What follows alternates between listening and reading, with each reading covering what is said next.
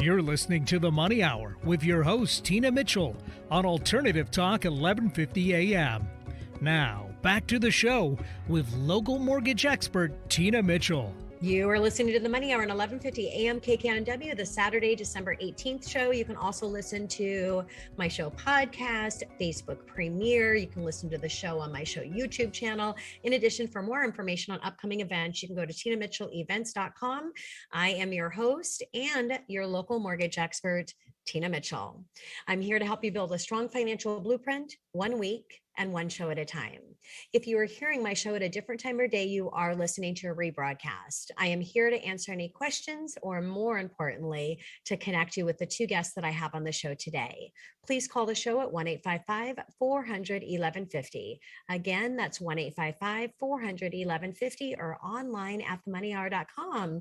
And now in studio, Robin Root James of John L. Scott Real Estate. Why home prices are crazy with no end in sight, right here on 1150 AM at KKNW. So again, Robin, thank you so much for coming into my virtual show and sharing your expertise with my listeners. Really excited for our conversation.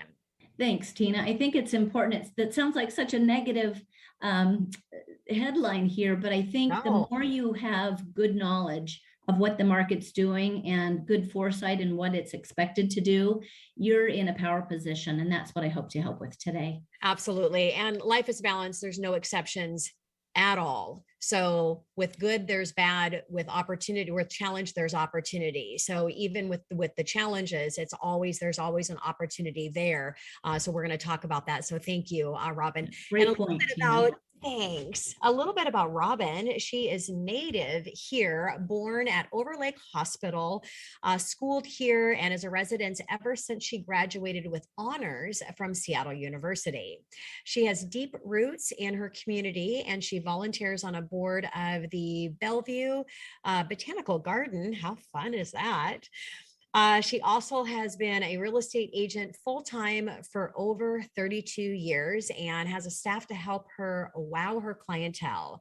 Robin has over a dozen real estate education designations, which is a huge deal, as she understands that it takes both her expertise gained over time and her up-to-date knowledge of legal ins and outs of a transaction that give her clients a competitive edge, which you definitely need a competitive edge in this time in our real estate space.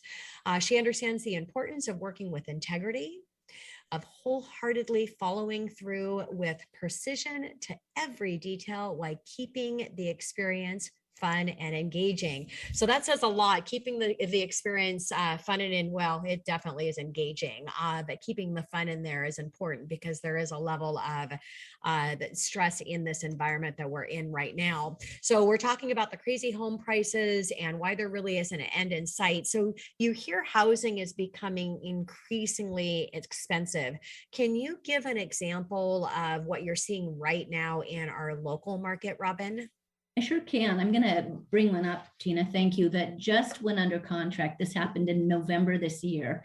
And this was a client who purchased this home. This is in a little suburb here in Bellevue, built in the 60s. It's a mid-entry home, which is actually the least desirable house plan there is. It's when you walk in and you either have to lug your groceries upstairs or lug them down, just depending on, you have to go either up or down when you walk in. And they purchased it 2 years ago in November. They paid $700,000 for it then. Okay. And in 2 years, it just sold, and it sold for $1.3 million. So almost double. Let me even give you a little bit of a backstory to that. The price of the house when it was listed, we knew it would sell for about 1.1. It was very easy for us when you've done it so much to know what it would appraise for. So my job is to have the background to know how an appraiser looks at real estate, so I can tell my clients what it will appraise for within a short little window. I figured 1.1. So when an offer came in at 1.3, we had to ask that buyer to give us $200,000 non-refundable fee that would apply towards the purchase price. But when it would appraise low, which indeed it did, we then knew the buyer wouldn't be in a position to walk away because they had already put that money, that lost cash that they overpaid, if you call it overpaid, in the marketplace in the seller's hands immediately. That's how crazy today's market is. Wow. And I want to expand on something that Robin said in with her expertise, all of the transactions that she's done, the length of time that she's been in the industry. It is really difficult to be able to determine price, what an appraiser is going to come in with. And it seems like it would not be as difficult because the data is out there, but I've seen over and over and why it's so critically important that you're working with an agent if you're selling your property that can determine what the price is.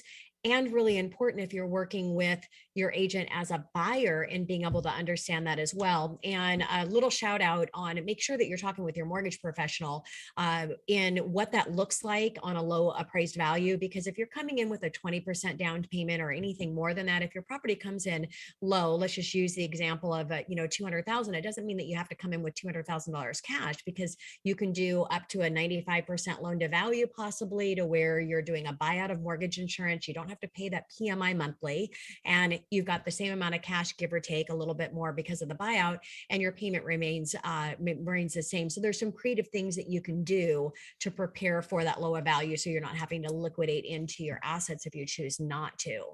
So Robin, what are you seeing as the root cause of today's market?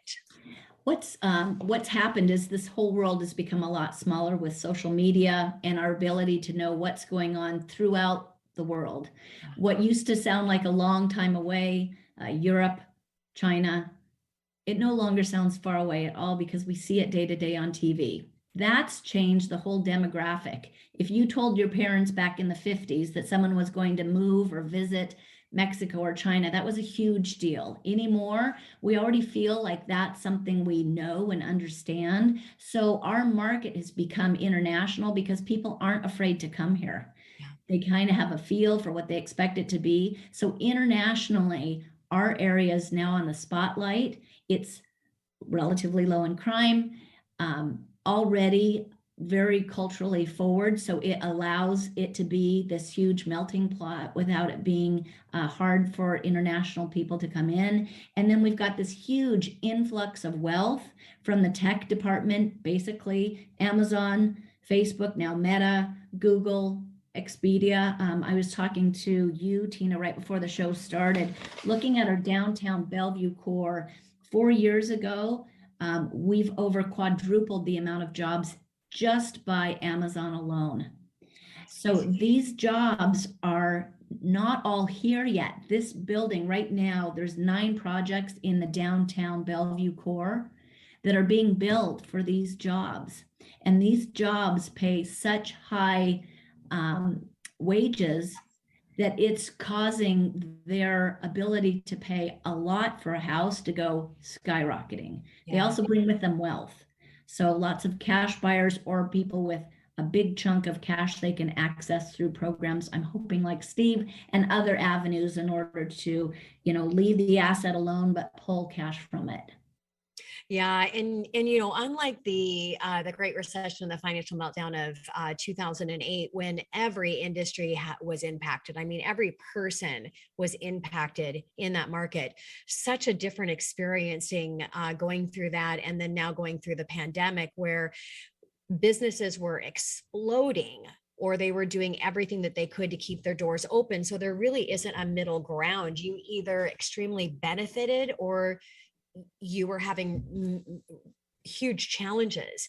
And being that we're so tech focused and opportunities of all the tech here, obviously we know what the pandemic did for the tech companies. Those are the ones that were exploded. And so, it's the employment. If you look at real estate as far back, if you can guess what you think employment might do, that is what real estate's going to do, because employment always follows real estate, right?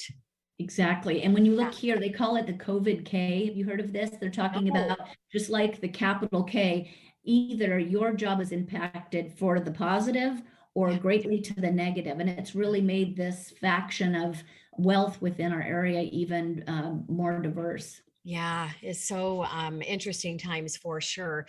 So let's talk then about the bubble. and where you have, you have a buyer coming to you and like, shouldn't I just hold off? I mean, at some point in time, the market's got to adjust, and are we going to go through another great recession? And so how do you respond back to that, to where I people are not missing out on this opportunity? that I would probably quote you, Tina Mitchell. I'd go back to what you said in the beginning of the show, that with real estate, the way it happens, if you don't have to sell, it will always be an asset that works in your favor. It's only when you're pinched and have to sell at a low time, but the market goes up a little. It may go down, but I've got a graph actually showing the last 36 years in real estate in King County, and it's spectacular to actually look at that visual and see what it's done, because up and up and up it goes. Yeah. And even if you do sell in a down market, if you were in a position in 2008 to sell your property, as long as you were buying up, that was a great time to do it, because when you're buying and selling at the same time, you can't get the best market in both. It's going to be either a buyer or seller's market. So you want to sell in a down market when you're buying up, because you're getting a discount on that property you're buying up, even though you're getting a little bit of a lesser price on the home. It's only if you're forced to sell and you're not reinvesting at the same time, right? So Great point. Yeah. If you're on the elevator, you want to stay on that same market and ride it up together. Exactly. Absolutely. So if you listen to what Robin's saying, if you're thinking of being a homeowner, get out to the market and take advantage, and get into that equity. Plus, you add the risk with mortgage interest rates going up. Make sure you're taking a look. I can run a cost of waiting versus purchasing now, and what that looks like. Even if there was a small adjustment in the market, you're going to be better off buying at these low interest rates rather than worrying about the price. So, what does it mean to be in a seller's market? When you're a seller and you're in a seller's market like today, it means that the market is benefiting you the most. Where sellers get caught, and I get this all the time, I own lots of rentals, which makes sense, right? I should. Yeah. It's my product line. So with all the rentals I have, I probably receive 5 to 6 letters a week from people trying to get me to sell the product off market. Do not do it. At least get with a real estate professional and look what that number is. The reason we agents are trying to get to you directly, just like that house that was worth 1.1, I could have shown you off market that 1.1 was a fair price. Yeah. But you could have done better than fair. You could have gotten an additional 200,000 just by exposing it to all the buyers out there. Absolutely. And having the investment and the expertise of an agent like Robin, you definitely are going to maximize that investment. And what about a buyer's market, which we're not in right now? But what's the buyer's A market? buyer's market is when you've got so many houses to choose from that every seller is knocking at your door, hoping that you'll make them an offer, and they'll start enticing you by offering to pay closing costs for you. That's not a market we have seen in quite some time. And here, with such a diverse economy of the high-tech industry, the medical industry, the medical research industry, and the tech departments that come with it, I see us way behind the housing affordability curve now. But when you compare us to those same jobs that are currently in Silicon Valley, we're about half price. Yeah, nowhere near it. Nope. Tons. I know, it's just crazy to think about that. So if you're working with a buyer that needs to sell their home in order to buy a new one, how are you helping them navigate through that? We've got a few. Steve, I'm sure will bring this up in his show, but we try to get you in a position where you're buying before you sell.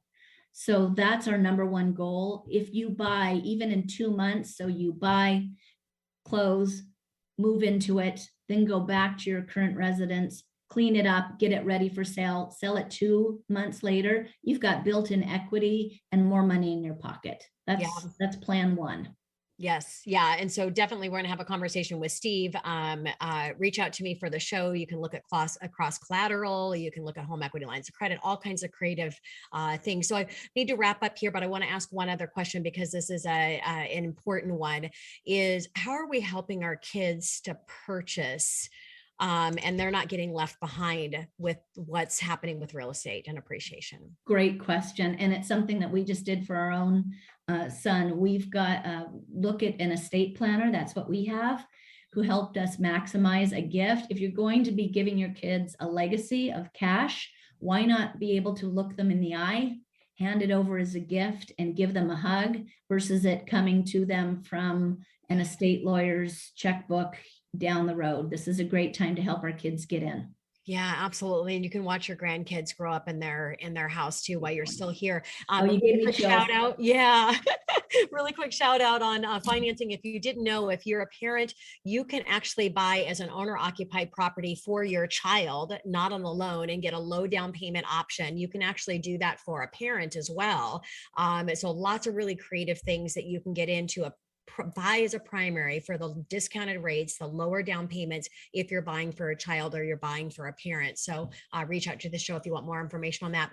Robin, thank you so My much. pleasure. I'm so excited to Mhm. have you back in studio again. I appreciate you taking time and sharing your expertise with my listeners. My pleasure, Tina. It's just a blessing to have a show like this out there where people can really walk away with new knowledge. Yeah, thank you. Thank you so much.